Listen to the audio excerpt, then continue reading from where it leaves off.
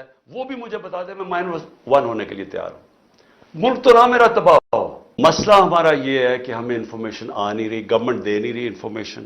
ہمارے لوگ under ground گئے ہوئے ہیں, ہمیں ان سے پوری انفارمیشن نہیں مل رہی, کیونکہ اس کے اوپر کوئی بات ہی نہیں کر رہا. حکومت کی طرف سے کوئی بات ہی نہیں کر رہا کہ 25 لوگوں کو شہید کیا گیا ہے اور وہ سارے کسی کے ہاتھ میں ہتھیار نہیں تھا. تو گولیاں ماری گئی ہیں. کیا اس ملک میں کوئی جان کی اہمیت نہیں ہے؟ میں بار بار بتاتا ہوں کہ فرانس کے اندر وہ سیدھے سیدھے پولیس کے اوپر پیٹرول بم پھینکتے ہیں.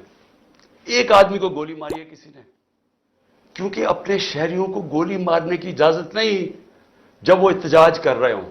یہ ایک جمہوریت کے اندر حق ہوتا ہے. ہمارے لوگوں کو انہوں نے پکڑا جی, جیو فینسنگ کر کے ہم نے پکڑ لیا تحریک انصاف کے کارکن فلان جگہ پہ تھے. بھئی جیو فینسنگ تو یہ بتا رہی ہے کہ وہ ایک جگہ کے اوپر تھے.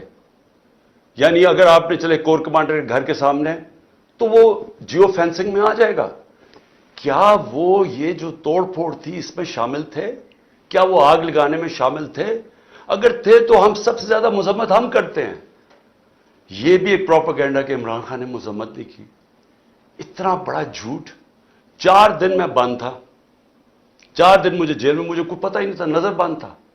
جب میں جیل سے نکلا اور سپریم کورٹ پہنچا تو چیف جسٹس کے سامنے میں نے کہا کہ میں ہر قسم کی وائلنس کے خلاف ہوں, میں اس کی مذمت کرتا ہوں. میں نے ان کو بتایا کہ 27 سال میری پالیٹکس ہے, مجھے گولیاں لگی, کبھی ہوا کہ میں نے اب اپنے لوگوں کا توڑ پھوڑ کرو,